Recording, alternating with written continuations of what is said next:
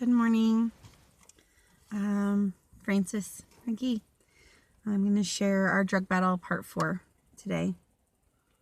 So to recap, back in February 2019, Rue was 16 and we were in the middle of our first hospitalization.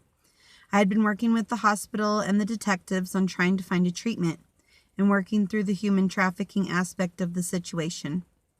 What I had found was little to no options in the state of Colorado. There are just not enough resources, and there are very limited and restrictive laws and facilities. To pick up from where we had left off in part 3, we had just moved to a new room, and Rue had stole my phone. I was going home for a few days. My mom came to stay with her. I came back 4 days later refreshed. I set back to working with the team at finding resources, and again, we just kept hitting roadblocks. She did not qualify for treatment, and the only place that would take her, we could not get funding approved. We were now approaching 3 weeks, and everyone seemed to be anxious. Rue was ready to leave and mostly healed, but we still had nowhere to go. One of the places I had reached out for help was the National Human Trafficking Organization. If you're battling this and you need help, reach out to me. I can give you the names of the places that were kind enough to help us, or at least aid us in trying to navigate the system. I really don't want to put those things onto the camera, but if you need help, I will share whatever I have with anybody who needs it. With their help and our team, I was put into contact with the nonprofit home outside of town for human trafficking victims. This was a Christian-based group, and upon speaking to the woman in charge, I was instantly filled with hope. She said I would need to fill out the packet and scan it back to her as soon as I could. I did that same day. By the end of the day, they had accepted her, and we would meet the following day to finalize the paperwork and for them to transport her to the facility. I cried tears of joy and relief. At this time, my husband and I were still a thing, and he told me to get her what she needed. I was going to get her the basics, and he made it very clear to get her all she needed to start a new life. I spent quite a bit of his money that night, and I got her everything from shoes, towels, makeup, hair straightener, body wash. He named it, and I bought it. If you are battling this, I will just say that it is hard on a family, and it is hard on your relationship, and it is hard on everybody. It really takes its toll. The next day, after 21 days in the hospital, she was released. Her dad and I together took her to Goodwill and got her some clothes she would wear, and then headed to meet the people that ran the organization that agreed to help her. Once we arrived, all the rules, expectations, and how-tos were put on the table. Rue became infuriated, but agreed to go for at least 3 months. She would not speak to me, look at me, or tell me goodbye. We loaded her new belongings into the transport van, and we watched them drive away. Her dad and I took a much-needed moment to reflect and optimistically had hope for the future.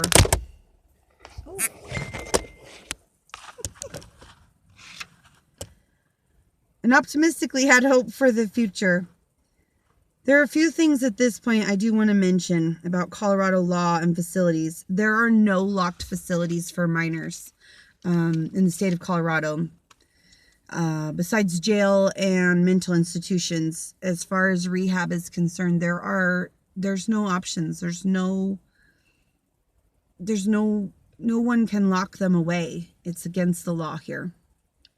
So even if you find a program, which again, there's not very many, if you find somewhere, there's little that they can do to keep them there. If they want to go, they just let them. I mean, they can't keep them. With that, she was taken off, and I set back home to Arkansas the next day. 2 nights later, I would get the heartbreaking call that Rue had run.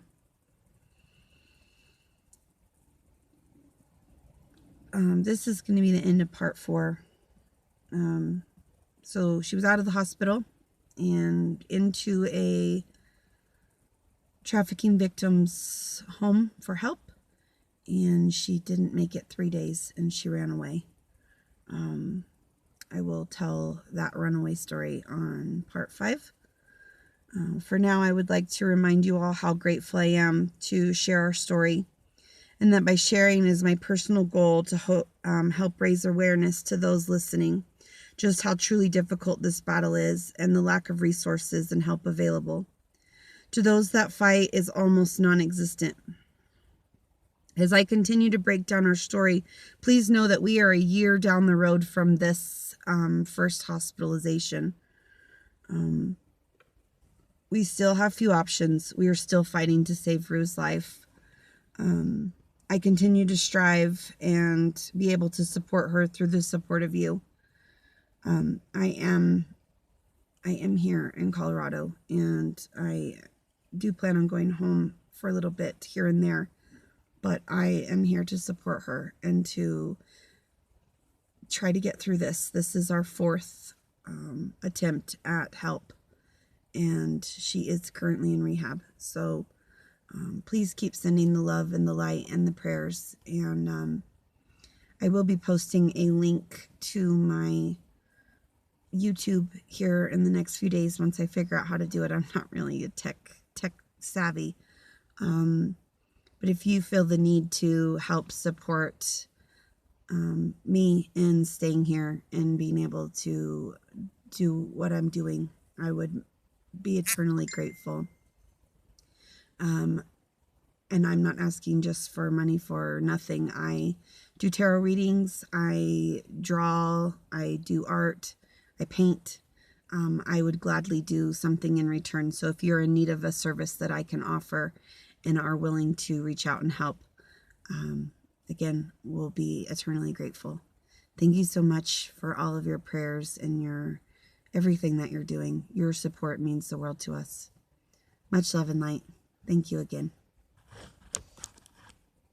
Maybe we could turn this off. Maybe we cannot.